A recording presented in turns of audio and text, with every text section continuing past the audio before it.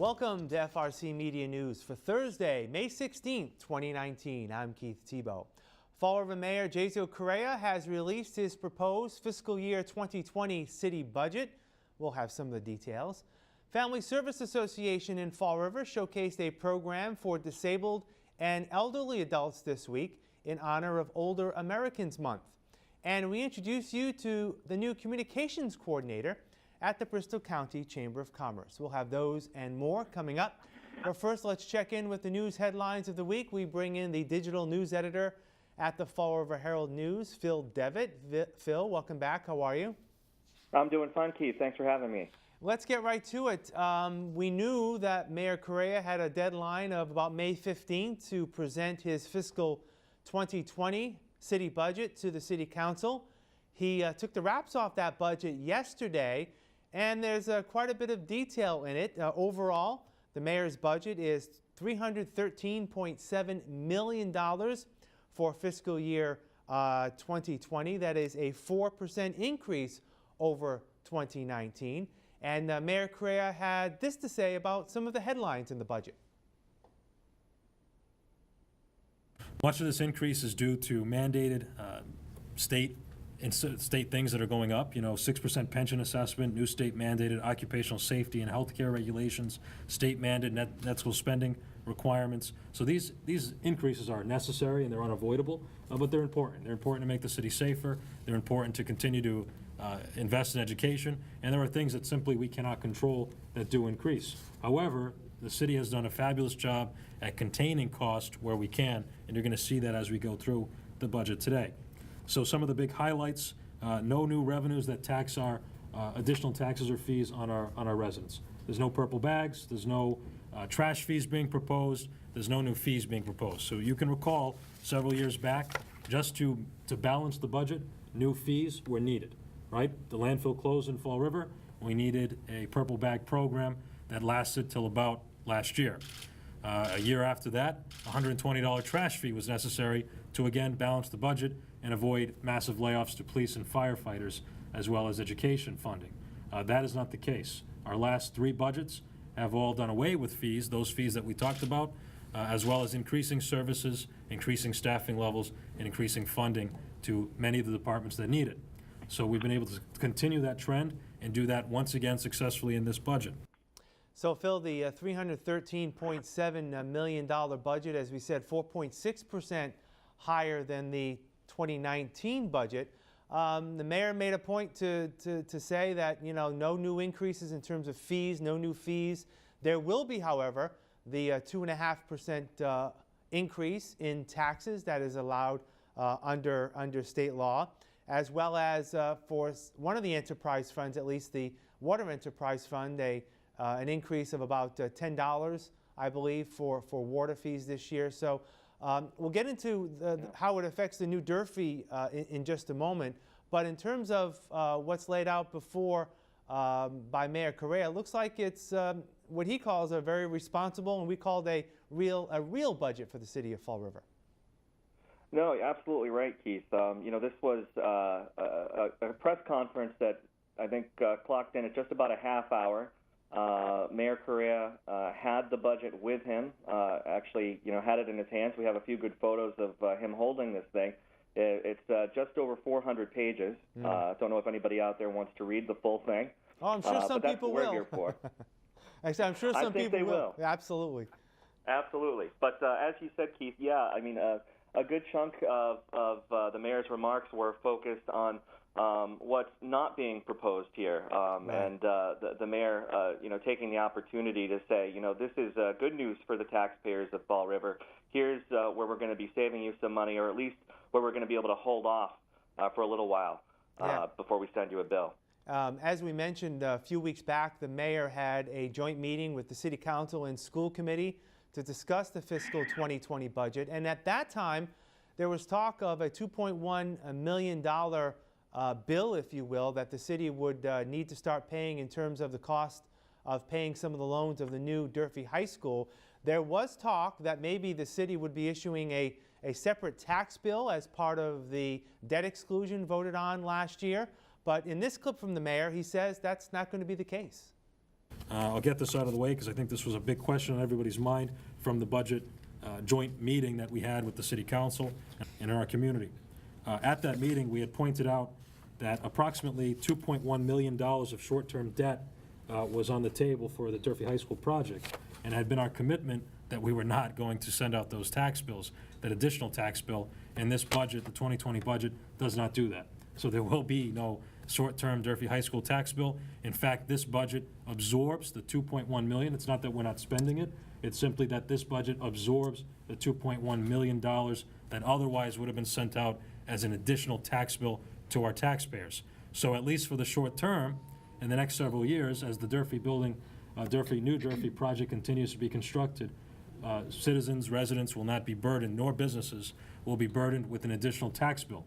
So that represents a significant savings to our residents of approximately, depending on the value of your property, $60 to about $150 on average. So that's a pretty good savings that you're going to realize through still being able to provide increased services, but not at that increased cost. Some of the other items, Phil, in the budget, some good news for public safety. The mayor is proposing hiring 6 new police officers, 5 new firefighters, as well as equipment and vehicles for those 2 departments. School department has always been a big item of discussion here in Fall River, Phil. It looks like the mayor is looking to spend $5.4 million and come really close to that net school spending figure. Yeah, actually, this is a $5.4 million increase over last year. Interestingly, the mayor mentioned that it's $1.5 million less than was requested by the school committee. But the mayor was quick to point out that he's hopeful the state budget will cover that $1.5 million. He's anticipating about $1.4 to $1.6 million to come in from the state to cover that appropriation. And in addition to that, $10.1 million for school transportation, and the city's share for school spending, about $54 million, $54,151,942 to be exact. Right. So, now the budget is in the hands of the City Council, and they have until June 30th to vote and make cuts on the proposed budget. Any idea on how they feel thus far, Phil, in terms of what they see before them? We're actually looking into that at the moment. Of course, they could approve the budget as it stands, but at the same time, they could reject the budget as proposed, or decrease the appropriation. We talked to City Council President Cliff Ponte yesterday, shortly after this press conference, and he told us that he's putting together a schedule for budget hearings. So it's only a matter of time until we start hearing from councilors about what they think of this budget in full. It's certainly a lot to digest. Absolutely. On another sort of budget-related item, this from the state, the Massachusetts Inspector General this week was looking at the funding around the Veterans Memorial Bridge. Many of us here call it the new Brightman Street Bridge, which has actually been up for almost 8 years now. And apparently there was some pretty significant cost overruns after this audit. There were, the bridge went up to great fanfare, and then all was pretty quiet until late last year when the Massachusetts Inspector General released the findings of an audit that found $22 million in wasteful spending, and wasteful being the word used in the report by the Inspector General. Yeah. Construction took place between 2006 and 2011. And basically what this report, this audit, found were that there were redundant contracts, unneeded expenses by the state, and that the state could have recovered at least $15 million of that $22 million in waste, but Mass DOT never took the appropriate steps to do so. It's always it's always interesting to see how these cost overruns are not either paid attention to or move right through to get the project to completion. And this is another example of that, no doubt. Well, what I found interesting is that the level of detail in this audit, it goes down to the $1 million mark. $1 million spent on paint girders for this bridge. Yep. And the audit states this these girders did not require painting. Right. So there's $1 million out the door right there. Right. In supposed waste, according to this audit. Yeah. And we should point out that Mass DOT, for its part, says that many of the issues addressed in the audit, are being addressed by new policies and procedures, and that they're constantly evaluating how they take on projects like this. So, certainly got a lot of people talking this week. Yeah, absolutely. One final item I want to bring up this week, talk of casinos in southeastern Massachusetts. That's been going on for, it appears, many, many, many, many years. The Wampanoag Indian tribe from Mashpee looking to secure land in Taunton for a casino there. They've met a lot of resistance. A bill was before the House of Representatives in Washington this week to allow the transfer of land for the Wampanoags to take over, to potentially build the casino. And late last week, President Trump weighed in on this issue, and it appears that the president has some connections to Twin River in Rhode Island. He does. In fact, I believe that his name is George Papinier, I believe, Twin River's president, and its chief marketing officer, Phil Giuliano, both worked at Trump casinos earlier in their careers before ending up in the Rhode Island casino market. It's interesting because Donald Trump, of course, is no fan of Elizabeth Warren, who was the chief sponsor of this bill, which did pass the House by 275 to 146. He again called her Pocahontas, which he's been known to do. But there's the jury's out on whether or not Trump's stance could doom this bill in the Republican-controlled Senate. So we'll see. Right, and obviously those in Rhode Island looking to protect their own turf and their own revenue. I believe only 2 Democrats voted against this bill yesterday in the House. Those were the 2 representatives from Rhode Island, Jim Langevin and David Cicilline. So interesting how local politics, sometimes, all politics is local. That looks like it's the case, at least with this bill. All right, Phil, what's coming up at the paper over the next couple of days? Well, we're still digging into this budget, and we're gonna examine what the numbers the mayor laid out might mean for various city departments and for the residents. So look for more information on that. And the Preservation Society of Fall River has also released its list of properties in danger. So we're taking a look at what those properties are and what's needed to fix them. All right, Phil, thanks for joining us. We'll talk again next week. Take care. Thanks so much, Keith. We'll have more FRC Media News right after this. Here are some job descriptions on the latest top jobs list from the Mass Hire Fall River Career Center. Bookkeeper Secretary, Levin & Levin, located at 138 Rock Street, is in need of a full-time bookkeeper secretary with experience in reconciling bank accounts using QuickBooks and proficient in Word and data entry. Job number 121-33885. Meter Service Technician. Liberty Utilities, located at 36 5th Street, is looking for a full-time meter service technician, responsible for performing necessary work to maintain gas service to customers in a safe and efficient manner. Job number 121-39575. Laboratory Collection Specialist. Corden Health Solutions is looking for a full-time female laboratory collection specialist to work in medical clinics in the Fall River area, collecting, logging, shipping blood, and other specimens for drug testing. Job number 121-38299. The Fall River Public School Department, located at 417 Rock Street, is looking to fulfill the following full and part-time positions. Science teacher at Durfee High School, job number 121-38876. Social studies teacher at Talbot Middle School, job number 121-38825. St. Anne's Hospital, located at 795 Middle Street, is also looking to fulfill the following full and part-time positions. Medical Assistant, job number 121-27461. Pain Management Secretary, job number 121-27249.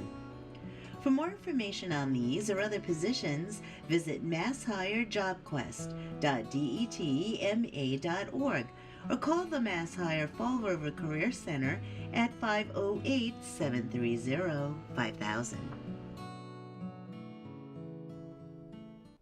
Family Service Association in Fall River held its Adult Day Healthcare Services program this week. The program for disabled and elderly adults was showcased at the association's cornerstone site, 1 DeVal's Boulevard, to celebrate Older Americans Month. Here's more. It's Older Americans Month, so it's something that we just want to showcase what a great program we have here. People kind of know us as like a hidden gem. They don't even know we exist. So hoping that really this will drive, people to send their loved ones to Adult Day Health and then use the AFC and the HAP programs also. Carol's over there doing a watercolor project with a few individuals. They're using different colors and making different shapes with the paint, and making it blend out into lighter colors with the water. And they're doing a game called Beanbag Splat, which is a range of motion game. So they are getting up, they're moving muscles and body parts that they may not necessarily do, especially if they were home. They'd probably just be watching TV for the day. This gets them out of their house. While they're here, they get breakfast, lunch, and a snack. We provide transportation to and from the program. There's a nurse on site at all times, and they can pass medications if needed and check blood pressures, weights, vitals, all of those things. And they get to sit and make friends and build social relationships and build, really meaningful relationships that for somebody that maybe lost their husband or their wife, now they have a relationship here that is important to them, and it gives them meaning to get out of the house every day and to come and be here and spend time with friends. The Bristol County Chamber of Commerce has announced that it has hired a new communications coordinator.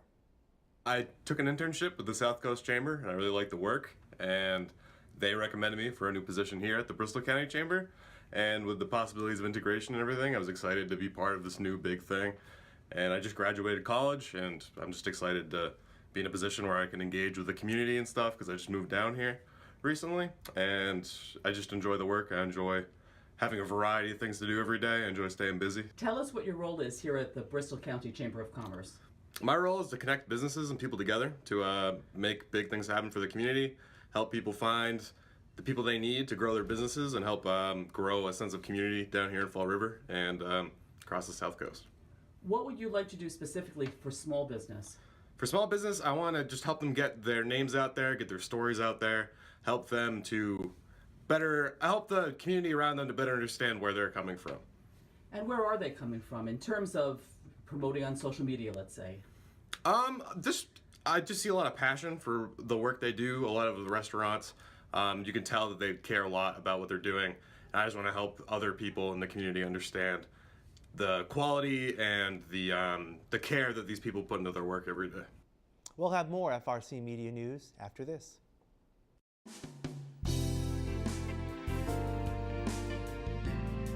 Hi, welcome to Hot Dogs and Cool Cats. Today we have Malia. Malia here, she's 4 years old. As you can tell, she's very large. She's actually last weight 17 pounds 4 ounces. So she's definitely a larger cat, especially for the breed that she is. She's just a domestic short hair. She's very personable, as you can tell. As far as what kind of home she would do well in, she's a very tolerant cat. As far as noise level is concerned, activity level, she'd do fine in most houses. She has lived with cats before. In fact, the room that she's in, we have other cats free roaming with her. But yeah, all around, she's just a really sweet girl. Good demeanor, good health. So if you'd like to meet Malia, come on down to 300 Linwood Street in Fall River, Massachusetts at Forever Paws Animal Shelter, and she'll be here to meet you. Hi, welcome to Hot Dogs and Cool Cats. Today we have Max. He is a 3-year-old Shepherd mix. He was an owner's surrender. He's very playful. He does get along with other dogs just because of his high energy. Some other dogs don't really like that too much, but he is sweet, For kids, we'd probably say older kids for him as well, because he is so high energy. He is really intelligent. He's treat motivated. So come down and meet Max because he would love to meet you at Forever Paws. We are located at 300 Linwood Street, Fall River, Massachusetts. Finally this week, we again get to celebrate the accomplishments of one of our own. FRC Media News Director Donna Mata has written her first novel entitled First Do Harm. I've been wanting to write a book since I was 6 years old. That's always been a passion and a calling of mine in life. It took me 1 year approximately to write this fiction book, and the characters have come to life based on figures that I've met in my life and throughout my life. So it's been a lot of fun. It's been a life goal and one that I'm very actually honored and humbled to have achieved at this point in my life. You've got a journalism background. How difficult is it to write a novel? You know, you're so focused on journalism in terms of who, what, where, and why. How difficult was it for you to expound upon it and be a lot more creative? As a journalist, as you know, it is very cut and dry. The words are who, when, where, what, how, period. That's it. With fiction, you obviously delve a little bit more into character development, but I also teach on the college level literature, so I was inspired a lot by reading throughout my entire life. And while it is a different path than journalism, my journalism career has definitely helped me to hone those skills to do fiction writing. And yes, it's definitely different. It's a different world and a different mindset, but a lot of fun. Again, Donna will take part in an Author Talk event this Tuesday, May 21st, sponsored by the Friends of the Fall River Public Library. That'll do it for this edition of FRC Media News. You can watch FRC Media News Thursdays and Friday at 6 p.m. and online, visit our website, frcmedianews.org. For all of us here at FRC Media News, I'm Keith Tebow. Have a great week. We'll see you next Thursday.